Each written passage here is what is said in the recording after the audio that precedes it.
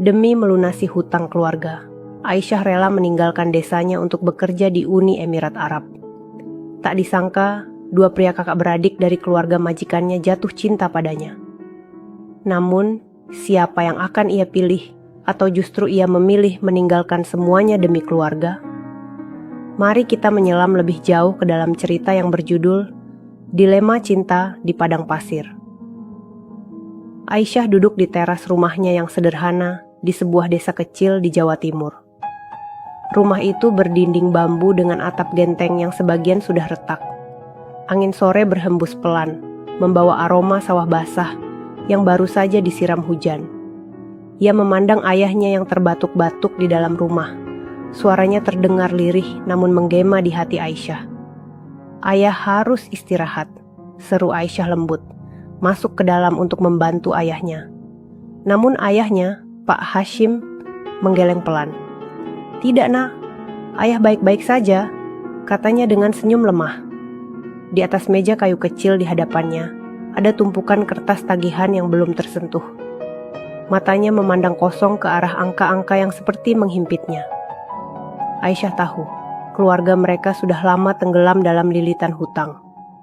Ayahnya dulu seorang petani yang cukup berhasil, tetapi sejak penyakit paru-paru menyerangnya, ia tidak bisa lagi bekerja dengan normal.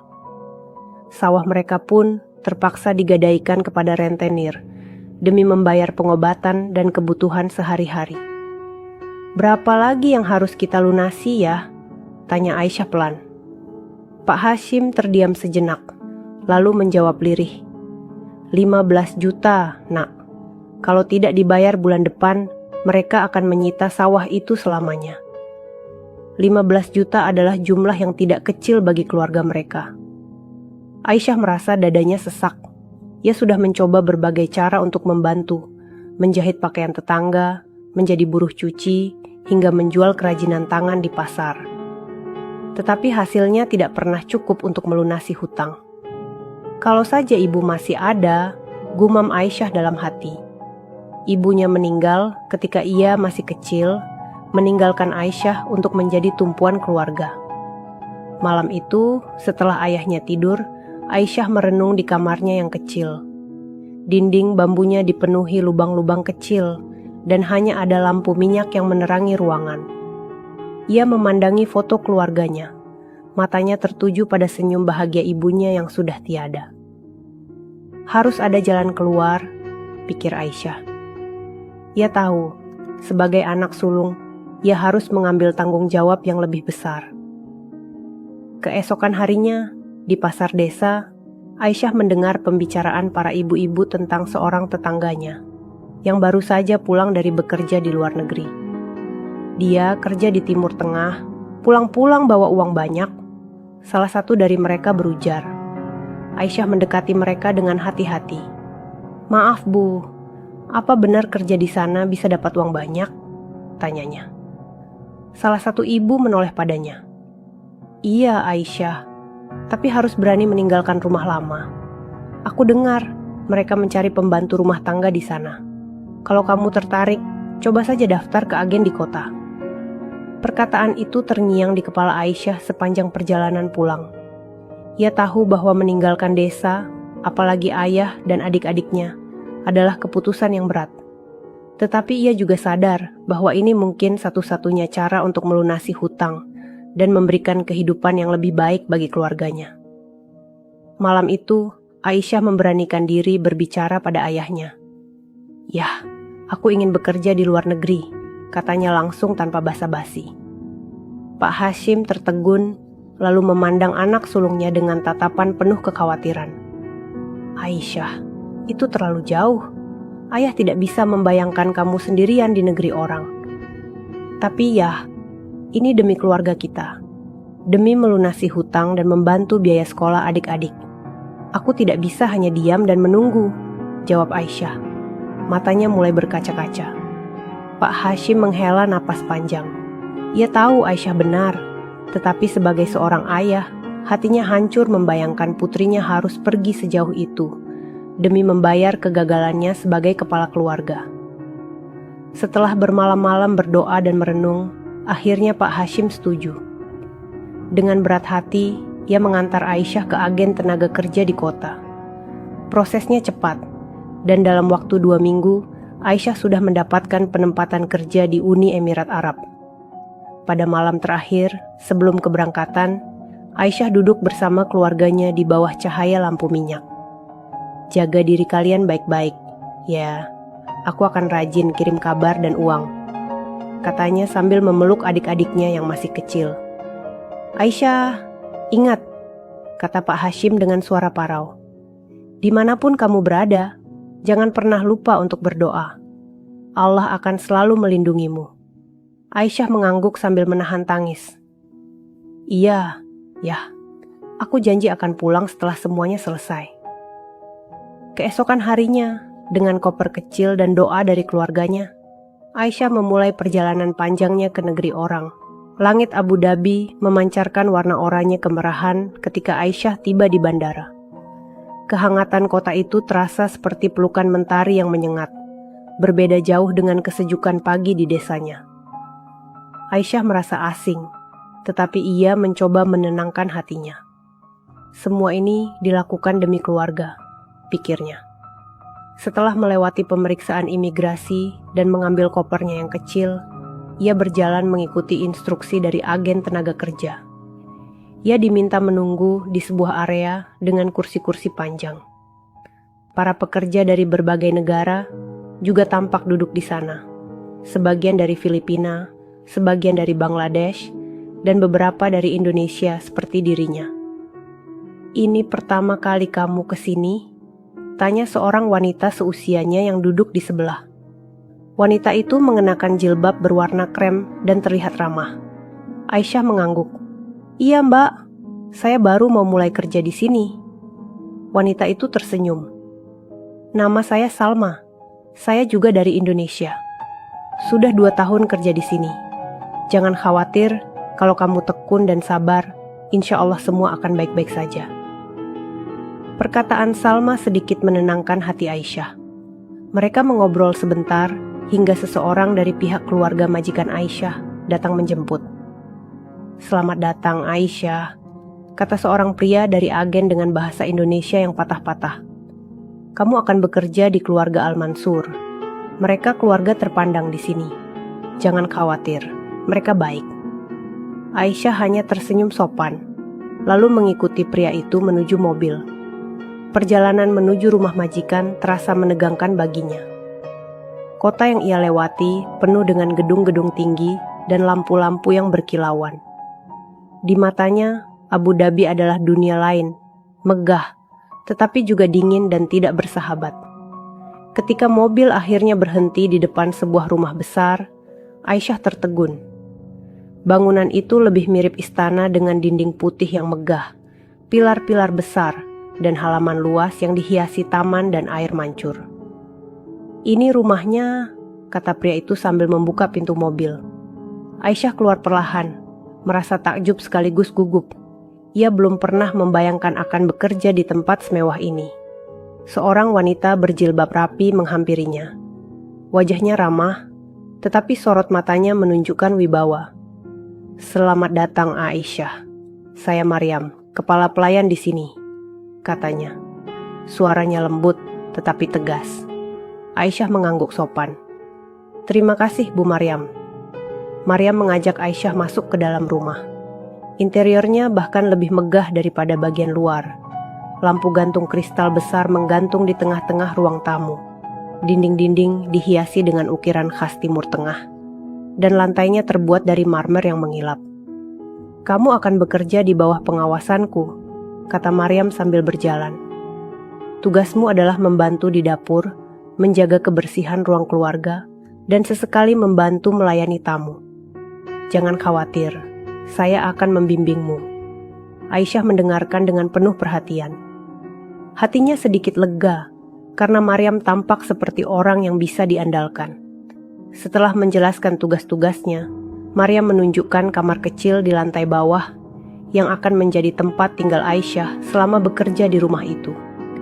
Kamarnya sederhana, tetapi bersih dengan sebuah ranjang kecil, lemari, dan meja. "Beristirahatlah dulu malam ini," kata Maryam sebelum pergi. Besok pagi kamu akan bertemu dengan tuan rumah. Aisyah duduk di tepi ranjang, menatap koper kecilnya. Ia membuka koper itu, mengeluarkan foto keluarganya, dan meletakkannya di meja kecil di samping ranjang. Matanya memandang foto itu lama, hingga ia tidak bisa lagi menahan air matanya. Ya Allah, kuatkan aku. Berikan aku kemampuan untuk menjalani semua ini, bisiknya dalam doa. Pagi berikutnya, Maryam membimbing Aisyah ke ruang makan utama. Dua pria duduk di meja besar yang penuh dengan makanan mewah. Maryam mengenalkan mereka satu persatu. Tuan Omar, yang lebih tua, kata Maryam sambil menunjuk pria dengan rambut sedikit beruban dan sorot mata tajam. Beliau pemilik rumah ini. Omar mengangguk kecil lalu memandang Aisyah sekilas. Wibawanya begitu kuat hingga Aisyah merasa gugup hanya dengan berdiri di depannya. Dan ini adiknya, Tuan Khalid, lanjut Maryam, menunjuk pria yang lebih muda dengan senyum ramah. Berbeda dengan Omar, Khalid tampak lebih santai, dengan tawa kecil yang membuat suasana sedikit mencair. Selamat pagi Aisyah, kata Khalid dalam bahasa Inggris yang cukup jelas.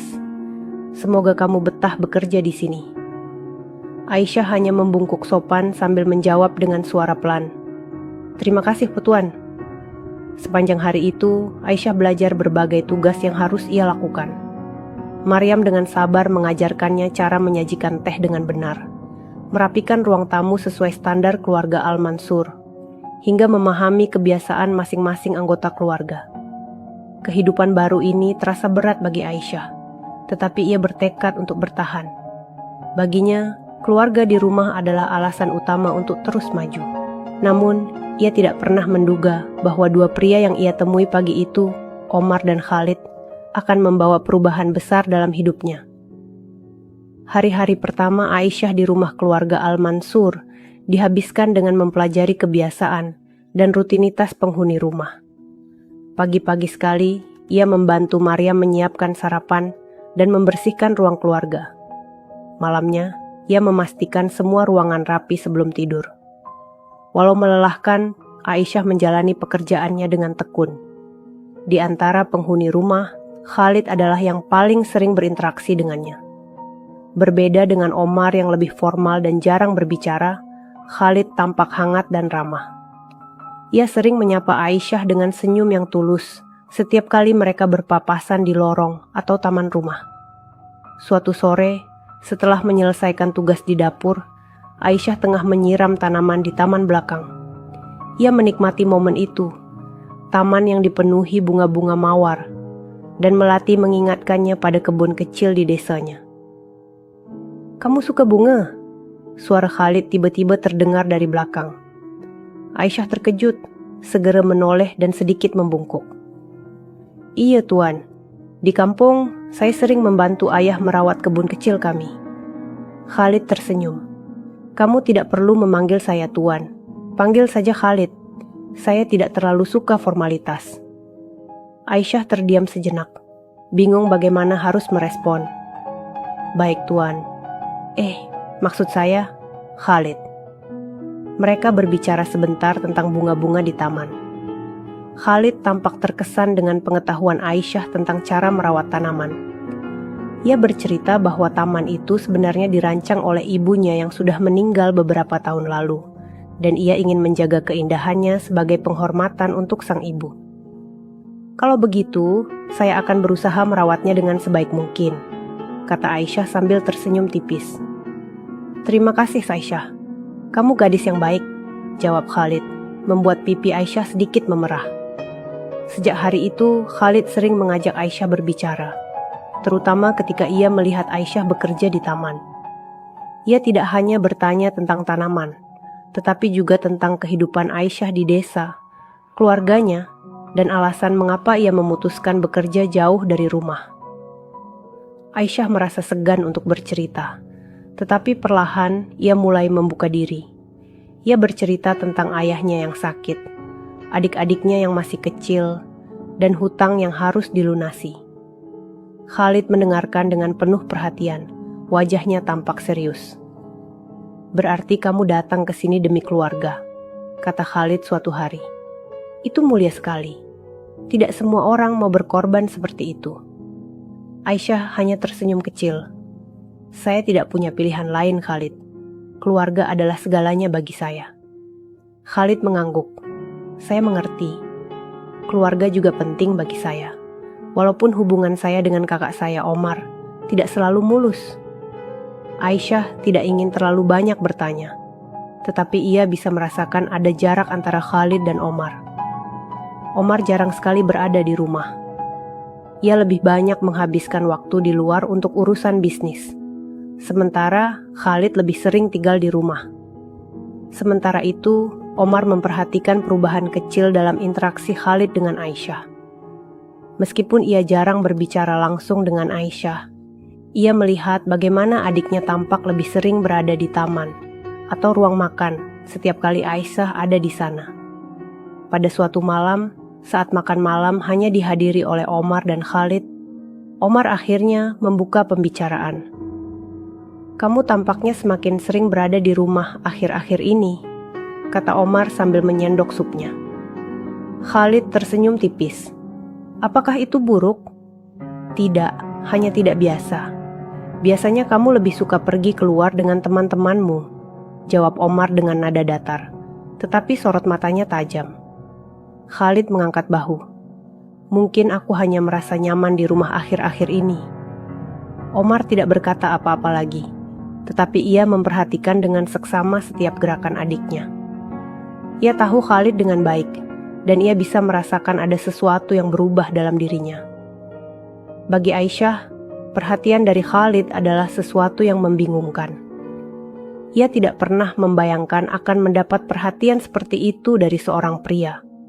Apalagi pria seperti Khalid yang memiliki kehidupan yang jauh lebih baik darinya. Namun, ia mencoba mengabaikan perasaannya. Baginya, ia datang ke Uni Emirat Arab bukan untuk mencari cinta, melainkan untuk bekerja dan membantu keluarganya di desa. Setiap malam, ia menatap foto keluarganya di samping tempat tidur dan berdoa agar Allah memberinya kekuatan untuk tetap fokus pada tujuan utamanya. Namun, apa yang tidak Aisyah ketahui, Khalid semakin sering memikirkannya. Ia mulai melihat Aisyah bukan hanya sebagai pekerja, tetapi sebagai seseorang yang memiliki jiwa yang tulus dan hati yang penuh kasih sayang. Perasaan ini menjadi semakin rumit ketika Omar mulai menunjukkan perhatian yang berbeda terhadap Aisyah. Hari-hari berikutnya, interaksi antara Khalid dan Aisyah semakin erat. Khalid sering sengaja mencari alasan untuk berbicara dengannya, baik di taman, dapur, atau bahkan saat Aisyah sedang merapikan ruang keluarga. Bagi Aisyah, perhatian itu terasa membingungkan. Namun, ia tidak bisa memungkiri bahwa Khalid adalah orang yang menyenangkan untuk diajak bicara. Suatu sore, Khalid memberanikan diri untuk mengungkapkan sesuatu. Mereka berada di taman seperti biasa, menikmati semilir angin yang membawa aroma melati. "Aisyah," kata Khalid perlahan, "aku tidak tahu bagaimana cara yang tepat untuk mengatakan ini, tetapi aku merasa ada sesuatu yang berbeda sejak aku mengenalmu." Aisyah menatapnya, terkejut. "Apa maksudmu, Khalid?" Khalid menghela napas. "Kamu membawa ketenangan dalam hidupku. Aku merasa nyaman bersamamu, lebih dari yang pernah kurasakan dengan siapapun sebelumnya." Wajah Aisyah memerah. Ia bingung harus menjawab apa. "Khalid, saya hanya seorang pekerja di sini. Tidak mungkin." "Bukan soal pekerjaanmu, Aisyah," Khalid memotong. "Aku menghormatimu bukan karena posisimu, tapi karena hatimu. Kamu tulus, pekerja keras, dan peduli pada orang-orang yang kamu sayangi. Itu yang membuatku jatuh cinta padamu." Kata-kata itu membuat Aisyah terdiam. Ia tidak tahu harus berkata apa. Sebagian hatinya merasa tersentuh, tetapi sebagian lagi diliputi rasa takut. Apa yang akan terjadi jika hubungan ini diketahui oleh Omar atau Maryam? Sementara itu, Omar semakin memperhatikan perubahan dalam perilaku Khalid. Suatu hari, ia sengaja mengajak Aisyah berbicara di ruang kerja. "Aisyah," kata Omar dengan nada serius. Aku perhatikan Khalid sering bersamamu akhir-akhir ini. Apa yang sebenarnya terjadi? Aisyah menunduk. Tidak ada apa-apa, Tuan. Saya hanya menjalankan tugas saya. Omar mengangguk pelan, tetapi matanya tetap tajam. Aku percaya padamu, Aisyah. Namun jika ada sesuatu yang lebih dari sekadar pekerjaan, aku ingin kamu jujur. Aisyah tidak tahu harus berkata apa. Ia merasa terjebak di antara perhatian Omar yang mengintimidasi dan perasaan Khalid yang hangat. Namun, beberapa hari setelah itu, Omar mulai menunjukkan sikap yang lebih lembut terhadap Aisyah. Ia sering memberikan pujian kecil atas pekerjaannya, bahkan sekali waktu menawarkan bantuan saat ia membawa barang-barang berat. Aisyah merasa bingung. Apakah Omar juga memiliki perasaan terhadapnya? Suatu malam, Khalid mengajak Aisyah berbicara di balkon rumah. Di bawah sinar bulan, ia menggenggam tangan Aisyah dengan lembut. Aisyah, aku ingin kita bersama. Aku tahu ini tidak mudah, tetapi aku bersedia menghadapi apapun demi kamu, kata Khalid penuh keyakinan. Aisyah menggeleng pelan, air mata mulai mengalir di pipinya. Khalid, ini tidak mungkin. Kita berasal dari dunia yang berbeda. Apa yang akan keluarga dan masyarakat katakan tentang kita? Aku tidak peduli, jawab Khalid. Yang penting adalah perasaan kita. Aku mencintaimu, Aisyah. Sebelum Aisyah sempat menjawab, Omar muncul di balkon, menatap mereka dengan ekspresi dingin. Khalid, kita perlu bicara, katanya tegas. Khalid berdiri, melepaskan genggamannya pada Aisyah. Kak, aku tahu apa yang ingin kamu katakan. Tapi aku tidak peduli. Aku mencintainya. Omar menghela napas berat. Aku tidak di sini untuk melarangmu, Khalid. Aku hanya ingin memastikan bahwa apa yang kamu lakukan ini adalah keputusan yang tepat, dan bukan karena impuls sesaat. Akhir cerita. Setelah malam itu, Khalid memutuskan untuk membawa Aisyah keluar dari rumah Al-Mansur. Ia ingin memperjuangkan cintanya tanpa tekanan keluarga. Namun Aisyah menolak. Khalid, aku tidak bisa pergi begitu saja, kata Aisyah. Aku datang ke sini untuk membantu keluargaku, bukan untuk mengejar cinta. Aku tidak bisa melupakan tanggung jawabku. Khalid mencoba meyakinkannya, tetapi Aisyah tetap teguh pada pendiriannya. Melihat kesungguhan Aisyah, Khalid memutuskan untuk memberinya waktu. Beberapa bulan kemudian, Omar mendatangi Aisyah secara pribadi. Ia mengaku bahwa ia juga memiliki perasaan terhadapnya, tetapi ia tidak akan memaksakan kehendaknya. Aku hanya ingin kamu bahagia, Aisyah, apapun pilihanmu, kata Omar. Pada akhirnya, Aisyah memilih untuk kembali ke desanya setelah kontraknya selesai. Ia merasa bahwa cintanya pada Khalid tidak bisa mengalahkan tanggung jawabnya kepada keluarga. Khalid mengantar Aisyah ke bandara, dan di sana ia memberikan sebuah surat. Jika suatu hari kamu berubah pikiran, aku akan menunggumu, kata Khalid dengan mata berkaca-kaca. Aisyah kembali ke Indonesia, membawa pengalaman yang mengubah hidupnya. Meski ia tidak tahu apakah ia akan bertemu Khalid lagi, ia bersyukur telah bertemu seseorang yang mengajarkannya tentang keberanian mencintai. Khalid, di sisi lain, tetap menyimpan cinta untuk Aisyah dalam hatinya, berharap suatu hari takdir akan mempertemukan mereka kembali.